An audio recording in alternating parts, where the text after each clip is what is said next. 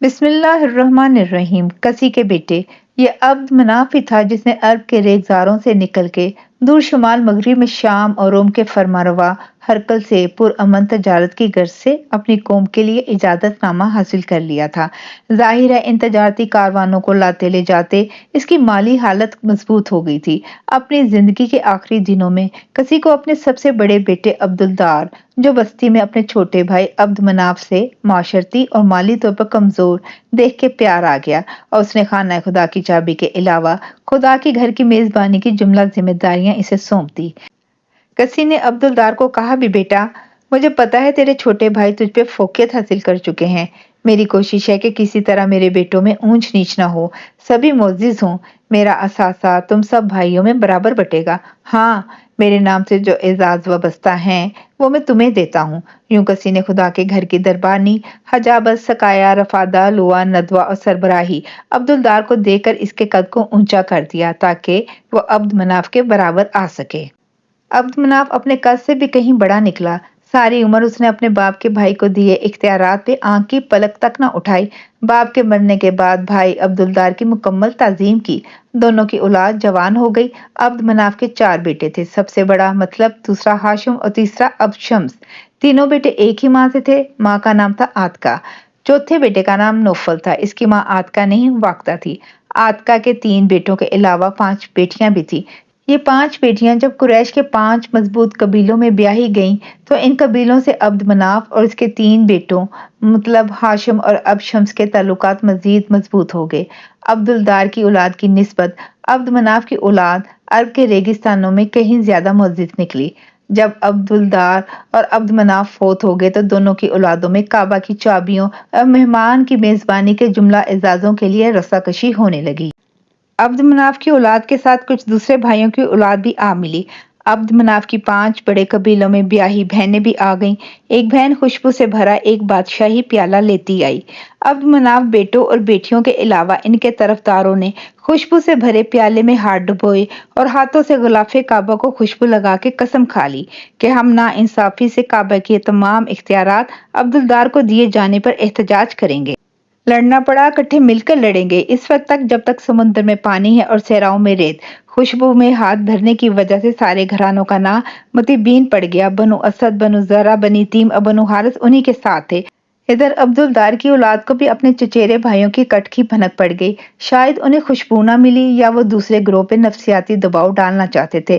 وہ پیالے میں خوشبو کی بجائے کسی اونٹ یا گائے کا خون بھر کے کعبے کے سین میں آ بیٹھے۔ خون سے بھرے ہاتھ کی انگلیاں وہ غلاف کعبہ سے کیسے پہنچتے؟ انہوں نے خون آلود اپنی اپنی انگلیاں زبان نکال کے چاٹ لیں اور منہ کھول کے شور مچا دیا کہ ہم کعبے کی تولیت کسی دوسرے ہاتھ نہ جانے دیں گے۔ عبدالدار کے علاوہ مخزوم، عدی، سہم، جمحہ اور کئی دوسرے قریشی قبائل کی اولاد بھی ان میں آ بیٹھی اور ان کے خون بھرے پیالے میں انگلیاں ڈبو کے چاٹنے لگی۔ کسی کے پوتوں میں 2 گروہ ہو گئے۔ خوشبو میں ہاتھ ڈبو کے حلف اٹھانے والے احلاف اور متبین مشہور ہوئے تو خون چاٹنے والے لاقت الدم کہلانے لگے۔ دونوں طرف جنگ کی تیاریاں ہونے لگی۔ کسی کی اولاد میں رسی گیری شروع ہوئی تو پورے قبائل قریش تقسیم ہو گئے۔ تلواریں میانوں سے باہر نکل آئیں، پتھروں کی سلوں میں ان کی دھار تیز ہونے لگی۔ ڈھال کا ان صحرائی قبائل میں رواج کم تھا، انہیں دفاع کا ہوش نہیں ہوتا تھا۔ حالت جنگ میں وہ صرف ایک ہی ہنر سے واقف تھے، بے جگری سے لڑنا، اور اس وقت تک لڑنا جب تک موت ان میں فیصلہ نہ کر دے۔ مکہ کی مقدس احترام بھری بستی میں سراسیمگی پھیل گئی۔ گرد اوپر آسمان کی وسعتوں سے کچھ نیچے اتر کے ان کے اوپر منڈلانے لگے۔ وہ بستی جہاں دور طے شدہ حدود تک کسی بھی ذی روح کا خون بہانا منع تھا، وہاں بھائیوں کی اولاد نے ایک دوسرے کے لیے تلواریں سونپ لی۔ مکے میں جنگ کے بادل منڈلاتے دیکھ کے کچھ امن پسند لوگوں کو کسی یاد آنے لگا جس نے قریش کے تمام قبائل کو صحراؤں سے نکال کے مکہ کی بستی میں احترام والے گھر کے گردا گرد وقار سے آباد کیا تھا۔ خود طویل عمری کے بعد فوت ہو کے ہجون میں دفن ہوا تھا۔ کسی کے ہجون میں دفن کے بعد ہجون ہی اشراف مکہ کا پسندیدہ قبرستان ہو گیا تھا، اور اب اولاد کسی میں پڑی دراڑوں کو دیکھ کے انہیں ہجون میں ان گنت قبریں کھلنے کو بے چین نظر آتی تھیں۔ مکہ کی بستی میں اولاد کسی کے سرہانوں پہ موت کا سانپ سر اٹھائے ناچ رہا تھا۔ پورے علاقے میں بھائیوں کی اولاد میں آپس کی دشمنی کے باعث خوف کی لہر پھیلی تھی۔ عبد مناف کی اولاد میں بہرحال ہاشم کو امید تھی کہ شاید لڑائی ٹل جائے، مکہ کی پوتر بستی میں کوئی خون خرابہ نہ ہو۔ ایسا ہی ہوا۔ کچھ قبائل ثالثی کروانے آ گئے۔ خوشبو کے پیالے سے غلاف کعبہ معطر کرنے والوں اور خون چاٹنے والوں کے درمیان لڑائی کی بجائے حالت امن میں فیصلہ ہو گیا۔